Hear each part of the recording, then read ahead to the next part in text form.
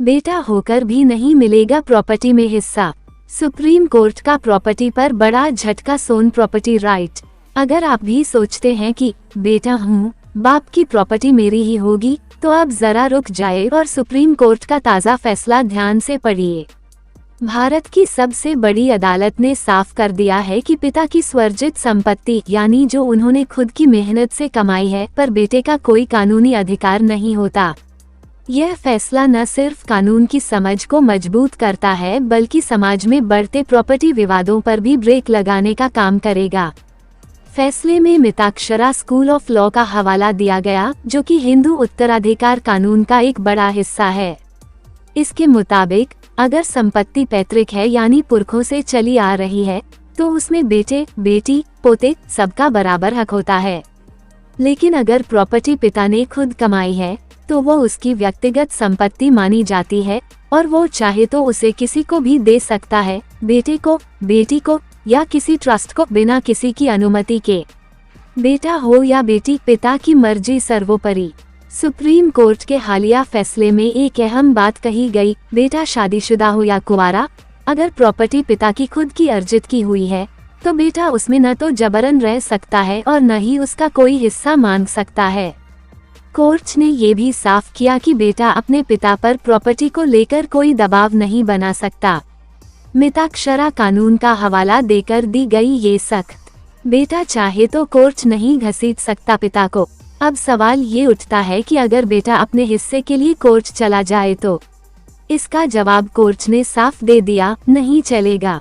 जब तक प्रॉपर्टी स्वर्जित है, तब तक बेटा किसी भी तरह का दावा नहीं कर सकता। कोर्ट ने ये भी कहा कि घर में जबरन रहने का भी अधिकार बेटे को नहीं है, अगर वो पिता की मर्जी के खिलाफ है। बेटी और पोते का भी यही हाल। ये नियम सिर्फ बेटों पर ही नहीं, बेटियों और पोतों पर भी लागू होता है।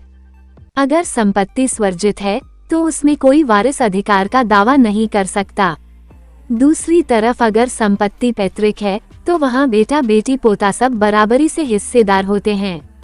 अगर प्रॉपर्टी विवाद चल रहा है तो क्या करें? सबसे पहले जानिए कि प्रॉपर्टी स्वर्जित है या पैतृक। स्वर्जित है तो उसके सारे दस्तावेज चेक करें, खरीदी की रजिस्ट्री, रसीदें आदि। अगर आप वारिस हैं, तो आपकी भूमिका केवल तब बनती है जब पिता की मृत्यु हो जाती है और उन्होंने वसीयत नहीं बनाई हो। किसी भी कानूनी कार्रवाई से पहले एक अच्छे वकील की सलाह लें।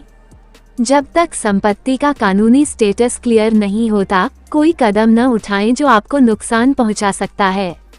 हमारी सलाह, प्रॉपर्टी से ज्यादा जरूरी है रिश्ते। हमें ये बात नहीं भूलनी चाहिए कि पैसों से बढ़कर रिश्ते होते हैं। अक्सर प्रॉपर्टी के झगड़े घरों को तोड़ देते हैं। ऐसे में अगर आपके पिता की संपत्ति को लेकर कोई मतभेद है, तो पहले आपसी बातचीत करें।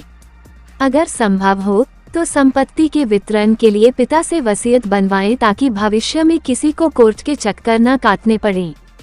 डिस्क्लेमर: ये वीडियो सुप्रीम कोर्ट के हालिया फैसले और भारतीय उत्तराधिकार कानून पर आधारित है। संपत्ति के अधिकार और उत्तराधिकार से जुड़े मामलों में केस दर केस अंतर हो सकता है।